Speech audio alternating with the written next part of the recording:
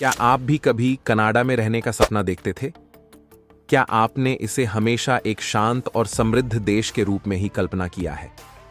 लेकिन हाल ही में कनाडा की जो नई सिचुएशन सामने आई है, उसने न सिर्फ लोगों को चौंकाया है, बल्कि कई उम्मीदों को तोड़कर रख दिया है।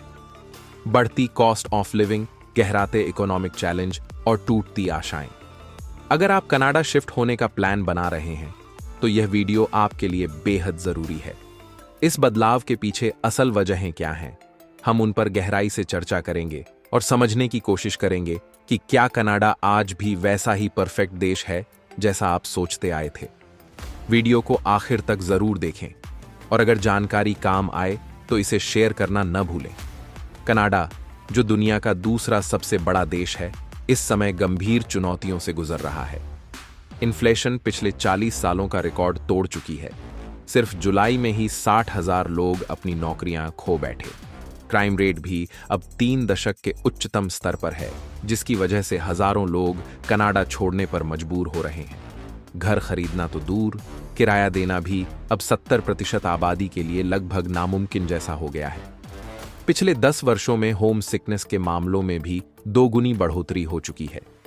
एक समय था जब इमिग्रेशन के लिए लंबी कतारें लगी रहती थीं, लेकिन अब हालात ऐसे हैं कि लोग यहां से बाहर निकलने के बारे में सोचने लगे हैं। अच्छी ज्योग्राफिकल और इकोनॉमिक रैंकिंग के बावजूद रोजगार की कमी और लगातार बढ़ती महंगाई लोगों की सबसे बड़ी चिंता बनती जा रही है। साल 2021 में केवल 45% इमिग्रेंट ही नागरिक बन पाए, जबकि 2001 में यह आंकड़ा पूरे 70% तक था। वहीं 2018 के बाद आए 20% इमिग्रेंट्स अब कनाडा से बाहर जाने का सोच रहे हैं, जो अपने आप में एक गंभीर चेतावनी है। 2017 में वाटरलू में एक बेडरूम अपार्टमेंट $900 तक मिल जाता था, लेकिन 2023 में वही किराया $2,200 पर पहुंच चुका है। 2015 में जहां किराया $1,000 था, आज वह $5,000 तक जा पहुंचा है। इस तेजी से बढ़ते रेंट की वजह से मिडिल और लोअर क्लास के लिए घर लेना या किराए पर रखना लगभग असंभव हो गया है।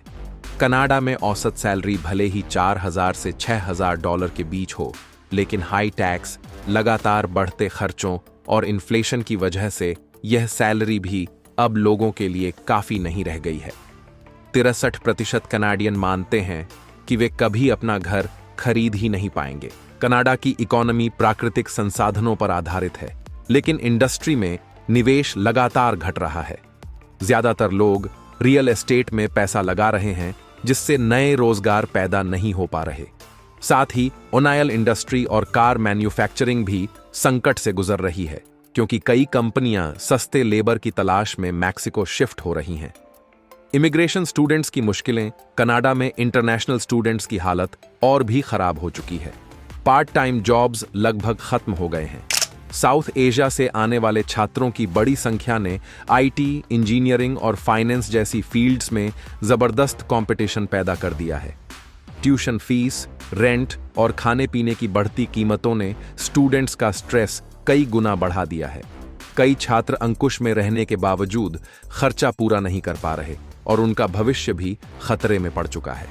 क्राइम और वायलेंस का बढ़ना, साल 2020 के बाद से कनाडा में क्राइम रेट तेजी से बढ़ा है। 2021 में वैंकूवर में ही बिना किसी वजह के 700 से ज्यादा लोगों पर हमले हुए और यह समस्या अब टोरंटो, मॉन्ट्रियल और कैलगरी जैसी शहरों तक फैल चुकी है। लोग अपनी सुरक्षा को लेकर पहले कभी इतनी चिंतित नहीं थे। बढ़ता क्राइम अब नॉर्मल लाइफ को भी खतरे में डाल रहा है। हेल्थ केयर सिस्टम की गिरावट। एक समय कनाडा का हेल्थ केयर सिस्टम दुनिया में सबसे बेहतर माना जाता था, लेकिन अब हालात उलट गए हैं। डॉक्टर से मिलने में 4 से 6 महीने लग जाते हैं। कई मरीजों को समय पर इलाज नहीं मिलता।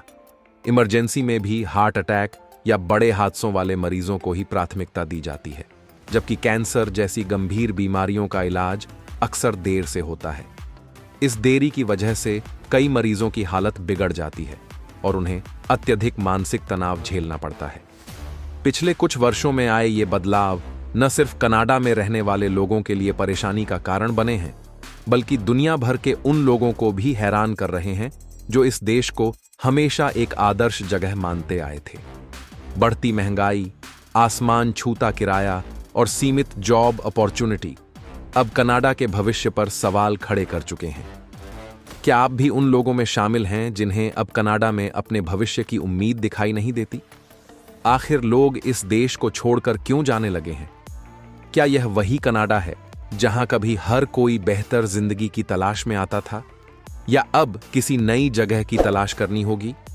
अगर आप भी कनाडा की इस बदलती सिचुएशन से परेशान हैं, तो वीडियो को लाइक करें और चैनल को जरूर सब्सक्राइब करें।